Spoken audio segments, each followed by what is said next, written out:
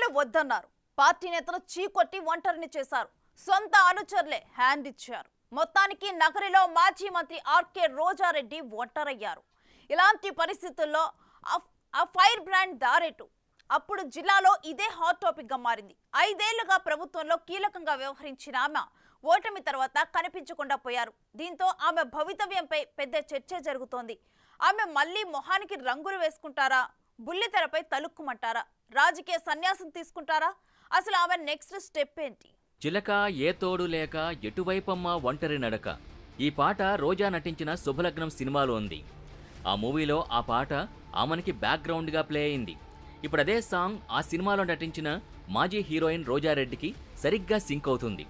ఓటమి తర్వాత ఇప్పుడు ఆ పాట ఆమెకు సరిగ్గా సెట్ అయిందనే సెటైర్లు వినిపిస్తున్నాయి. తెలుగు రాజకీయాల్లో నగర ఎమ్మెల్యే ఆర్కే రోజా అంటే ఫైర్ అంటే రోజా అన్నట్టు నడిచింది. గత 10 ఏళ్లలో ప్రత్యర్థులపై ఆమె చేసిన విమర్శలు అంత ఘాటుగా ఉండేవి. ఆ నోటి దూకుడుతో ఆమె బూతు మంత్రుల లిస్టులో చేరిపోయారు.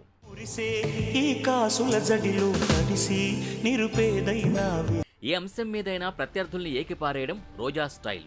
రెండోసారి ఎమ్మెల్యే అయిన తర్వాత మంత్రివర్గంలో చోటు దక్కకపోవడంతో తీవ్ర స్థాయిలో అలకబోనడంతో జగన్ ఆమెకు కీలకమైన ఏపీ ఐఐసీ చైర్మన్, ఆ తర్వాత పర్యాటక శాఖ మంత్రి పదవిచ్చారు. చంద్రబాబు నుంచి పవన్ కళ్యాణ్ వరకు ఆఖరికి వారి కుటుంబ సభ్యులను కూడా వదలకుండా నోరు పారేసుకున్నారు రోజా. చివరకు తమిళ సూపర్ స్టార్ తలైవా రజనీకాంత్ను సైతం రోజా వదల్లేదు. ఈరోజు నేను సూటిగా అడుగుతున్నాను రజనీకాంత్ గారిని, నిజంగా చంద్రబాబు నాయుడు ఎన్టీఆర్ గారిని వెన్నుపోటు పొడిచిన విషయం మీకు తెలీదా? ఆయన గెలుచుకున్న ఎమ్మెల్యేలే ఆయనకి రివర్స్ అయ్యి అసెంబ్లీలో ఆయనకి కనీసం మైక్ కూడా ఇవ్వకుండా ఆయన ఏడుస్తూ అసెంబ్లీ నుంచి బయటకు వచ్చింది నీకు తెలీదా?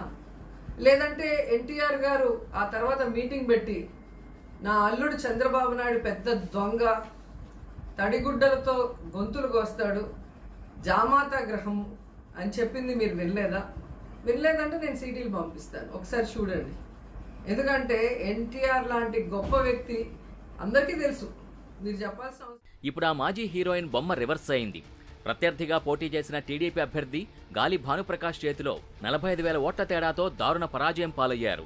10 ఏళ్ల ఎమ్మెల్యేగా ఉన్న రోజాకు నగరి వైసీపీ నేతలతో సఖ్యత లేదు. ఎంతసేపు జగన్ మెప్పు పొందడానికి అన్నట్టు ప్రత్యర్థులపై నోరు పారేసుకోవడానికే టైం కేటాయించారు. ఆ క్రమంలో సొంత నియోజకవర్గంలో సొంత పార్టీ నేతలతో కూడా గిల్లికజ్జాలు పెట్టుకున్నారు. నియోజకవర్గ అభివృద్ధి, సమస్యల పరిష్కారంపై దృష్టి పెట్టిన పాపాన పోలేదు. అధికారాన్ని అడ్డం పెట్టుకుని సొంత ఆదాయం జబర్దస్తుగా పెంచుకున్నారు. నువ్వెవ్వడివి అని అడుగుతున్నా. ప్రతిపక్ష నాయకులు ప్రజల్లోకి వెళ్ళకూడదా, మీరు సహించలేరా అంటాడు. నువ్వు ప్రతిపక్ష నాయకుడా? నువ్వు చంద్రబాబు నాయుడు పనికి మాలిన పార్టీలుగా ఉన్న అధ్యక్షులు. జగన్మోహన్ రెడ్డి గారు ఒక్కసారి కళ్ళు గట్టిగా తెరిచి చూస్తే ప్రతిపక్ష హోదా చంద్రబాబు నాయుడుకు ఉండదు. అలాంటి పనులు జగన్మోహన్ రెడ్డి గారు చేయడు కాబట్టే చంద్రబాబు నాయుడిని మీరు ప్రతిపక్ష నాయకుడు అని ఇంకా పిలుచుకుంటున్నారు. నువ్వే ఎమ్మెల్యే కాలేదు, నీ పార్టీలో ఒకడు కూడా లేడు, నువ్వేం ప్రతిపక్ష నాయకుడు అని నీకు నువ్వే చెప్పుకుంటున్నావో నాకైతే అర్థం కావట్లేదు. టీడీపీ నేత గాలి భానుప్రకాష్ ఆమెపై వ్యతిరేకతను చక్కగా క్యాష్ చేసుకుని ఎన్నికల్లో చావు దెబ్బ కొట్టారు. అధికారంలో ఉన్నామనే ధీమాతో సొంత పార్టీ నేతలపై కక్షగట్టినట్టు వ్యవహరించడంతో ఆ పార్టీ కీలక నేతలే ఆమెకు వ్యతిరేకంగా పనిచేశారు. ఇదే సమయంలో అసంతృప్త నేతలందరినీ తమ గేమ్ ప్లాన్లో భాగంగా ఎన్నికల ముందు టీడీపీలో చేర్చుకుని రోజా ఓటమిని ఎన్నికల ముందే కన్ఫర్మ్ చేశారు భానుప్రకాష్. ఆ క్రమంలో పోలింగ్ తర్వాత మీడియా ముందుకొచ్చిన రోజా సొంత పార్టీ వారే వెన్నుపోటు పొడిచారని బేలముఖం పెట్టాల్సి వచ్చింది.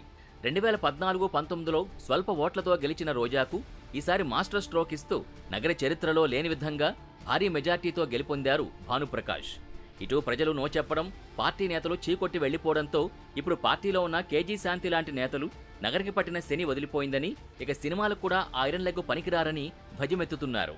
మాజీ మంత్రి పెద్దిరెడ్డి రామచంద్రారెడ్డితో రోజాకు విభేదాలున్నాయి. ఆయన వర్గం కూడా నగరిలో రోజాకు సహకరించలేదు.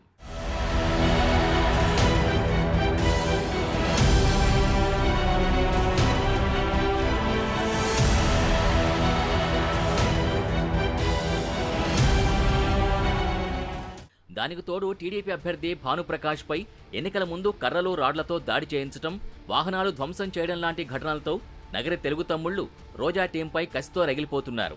ఎన్నికల ఫలితాల తర్వాత రోజా, ఆమె అన్నదమ్ములు చేసిన అక్రమాలు, భూ కబ్జాలు, దౌర్జన్యాలు, అన్యాయాలు, దోచుకున్న కోట్లాది రూపాయలపై విచారణ జరిపిస్తామని భానుప్రకాష్ ప్రకటించడం రోజా అనుచరుల్లో గుబులు రేపుతోందట. టీడీపీలో చేరిన రోజా వ్యతిరేక వర్గీయులు కూడా రోజా అక్రమ దందాలపై విచారణ జరిపించాలని, ఆధారాలు తామిస్తామని అంటున్నారు. ఇలా ఇంటా బయట సమస్యలు చుట్టుముడుతున్న నేపథ్యంలో రోజా మాత్రం ఫలితాల తర్వాత సైలెంట్ అయిపోయారు. ఎవరినీ కలవడానికి ఇష్టపడలేదట. జిల్లాలోనూ నియోజకవర్గంలోనూ రాజకీయంగా పార్టీలో సైతం ఒంటరవడంతో ఆమె భవిష్యత్తుపై రకరకాల ఊహాగానాలు చెలరేగుతున్నాయి.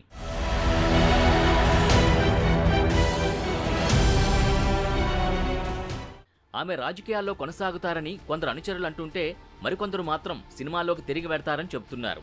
సినిమాల్లో కంటే టీవీ షోలతో ఎక్కువ పాపులర్ అయిన రోజా తిరిగి బుల్లితెరనే నమ్ముకుని కాలం గడిపేస్తారన్న ప్రచారం కూడా జరుగుతోంది. మంత్రిగా తెగ వెనకేసుకున్న ఆమె చెన్నై, హైదరాబాద్ లేదా బెంగళూరులో సెటిల్ అవుతారన్న టాక్ మరోవైపు నడుస్తోంది. భర్త సెల్వమణి తమిళ మాజీ డైరెక్టర్ అవడంతో సంపాదించుకున్న సొమ్ముతో చెన్నై వెళ్లి సినిమాలు తీసుకుంటారన్న ఊహాగానాలు సైతం వినిపిస్తున్నాయి.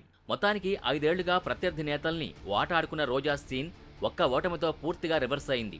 నగరిలో ఆమె తిరిగే పరిస్థితి కనిపించడం లేదు. అక్కడున్న ఆమె పేడి గ్యాంగ్ కూడా అదే భయంతో తమ దారి తాము చూసుకుంటున్నారట.